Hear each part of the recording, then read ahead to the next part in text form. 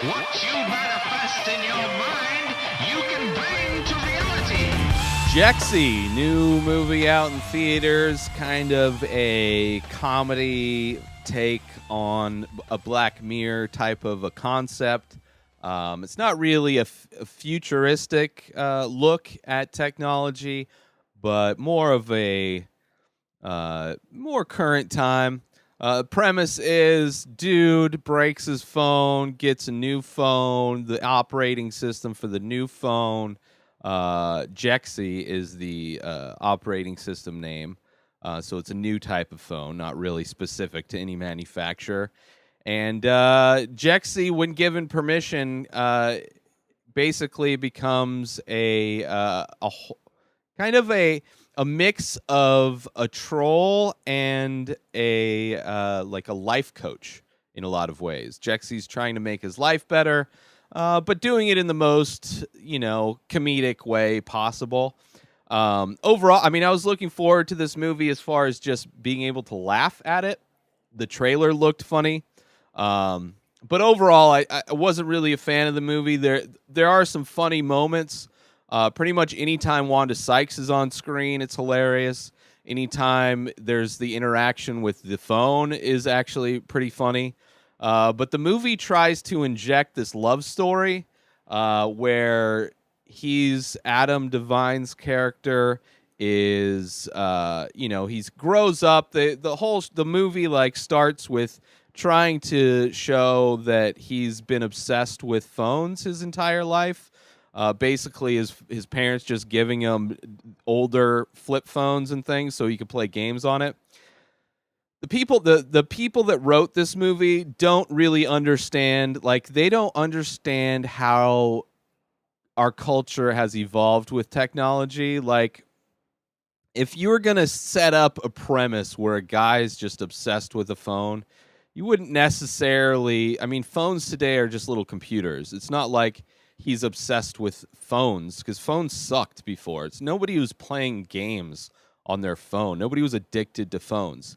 They should have shown him addicted to his computer growing up. Should have been addicted to maybe handheld video games like a Game Boy, like actual technology that existed that kids were obsessed with before phones, like smartphones, came out. That would have been a little bit more realistic, a little bit better writing.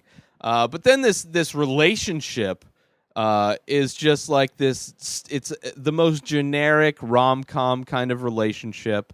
The girl that is his love interest, her story is kind of similar to mine in a lot of ways. She had a different life somewhere else.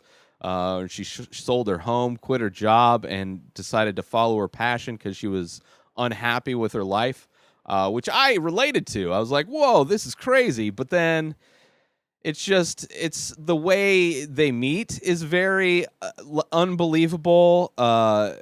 They have this date where he leaves his phone at home, and then it's a completely different movie where they're going to try and sneak into a Kid Cudi concert, and then they successfully do it. Not only that, but they get to hang out with Kid Cudi. It's just like it's a movie that had premises and ideas more than it had the ability to write anything to flesh out those ideas in any kind of meaningful or realistic way. There was just no attention to trying to figure out a good way to introduce these ideas. It's just kind of like, oh, we're just going to sneak in. Oh, we get caught. We actually know Kid Cudi. It's like, well, I'm going to take you to go see, and you're going to show you that you don't know Kid Cudi. And then the security guard takes him to go to Kid Cudi's just ridiculously lavish green room where he's just kind of relaxing in a very ridiculous way on a couch. Just everything was just ridiculous to the point where it's I don't give a fuck, man. It's I don't care that they got to, they were able to successfully sneak in and watch Kid Cudi. And then during the concert that they snuck into and have amazing access to, they decide to just leave the concert and go into a room that I believe is part of the venue, although it's an office and it's dark, and there's like gold records on the wall, like it's supposed to be like the recording studio or something like that, but it's part of the venue where it just didn't make any sense. They like run away from this venue, and then all of a sudden they're in a room, and it's like Nick and Nora's Infinite Playlist, and they're in a recording studio and they're having sex. And of course, after they have sex, oh, somebody wants to go into the recording studio. It's like, why is there a recording studio at the venue? It's stupid. It's just stupid. Their date is stupid, where she sells bikes. She's like a successful entrepreneur selling bikes, but she doesn't know enough about bikes to know that riding down a steep hill for a beginner on an old vintage bike is probably not a good idea. There's just a lot of like unfunny stuff. But then once the phone comes back, it's funny. Then when he has to go to for some reason, like it starts off, he's got the brand new iPhone, right? Brand new iPhone, it breaks. So he goes to a company that nobody's ever heard before.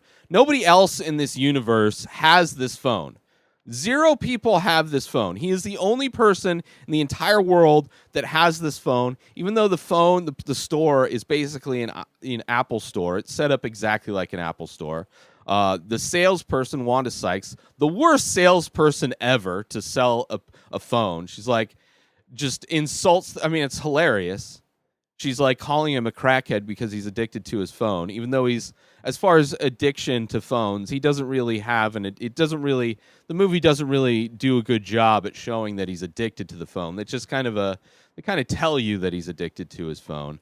And it just, he has to get directions to work every day. It's just so much. It's like these people that wrote this movie have no idea what technology is. They just know that it's trendy to talk about technology because Black Mirror, but it doesn't seem like any of them have ever used technology or know people that use technology, and it's just really not good. But back to the relationship. So she left. She also, when she left her life, she also broke up with her fiance, right? But all of a sudden, her fiance comes back, and he's like, beautiful. He worked out. He supposedly put on like 70 pounds of muscle, which is like, if you're a skinny dude, like the hardest thing to do is put on a ton of weight. But he was able to do it pretty effortlessly and get in shape and change his life, where he's like saving lives or whatever the fuck it is. And he goes back into her life, and after this amazing date that she had with Adam Devine's character, she's like, oh, I don't even know if I want to. I might actually just go back with my fiance now that he's back and he's super hot. Like I know we had a connection and we had a lot of fun and we fucked and all that kind of stuff, and we have, we somehow we had this amazing connection, but he came back and now he's hot. So I think I might just upend my life now again and just go back with my ex, because he's real hot now. So, but I got to decide. I'm not sure. Still thinking about it. So just know that, maybe I'll choose you or maybe I'll choose him. I don't know, because he's hot now and you're not hot, but he's hot. So I might do that. It's like, what the fuck? It's like, you want to portray a character in a way that makes you like not give a fuck about a character. It's like, well, you do that. You do it where she's just clearly, it's horrible writing. Just so much, any part of this movie with the relationship just ruined it. But the parts with Wanda Sykes, the parts with the phone were actually funny. The audience, the crowd in the theater, which wasn't a lot of people, were great audience to watch it with because they were laughing a lot. But there was, anytime the relationship part of the movie was going on, it's pretty silent in the theater. Not the worst movie I've seen this week. It's not Gemini Man. It's exponentially better than Gemini Man. It's a half hour shorter, and there's actually some decent funny moments in the movie.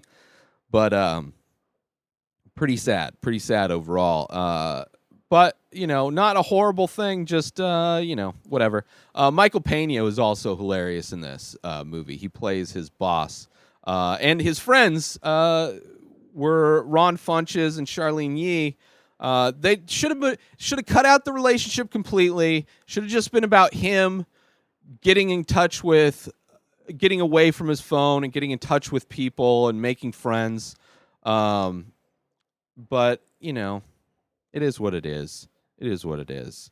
There were some fun moments. There were some bad moments. But overall, not the greatest movie. Something I would imagine people throwing on when it's available for streaming in the background. That way you can just get distracted with your own phone and not worry about this one. But that's it for this review. New episodes of The Ray Taylor Show come out every single day. Subscribe on IGTV, YouTube, and everywhere else podcasts are found. Go buy my artwork over at InspiredDisorder.com. Save 25% when you use coupon code RTS. Follow me on social media at Ray Taylor. Have a wonderful day, everybody. Peace out!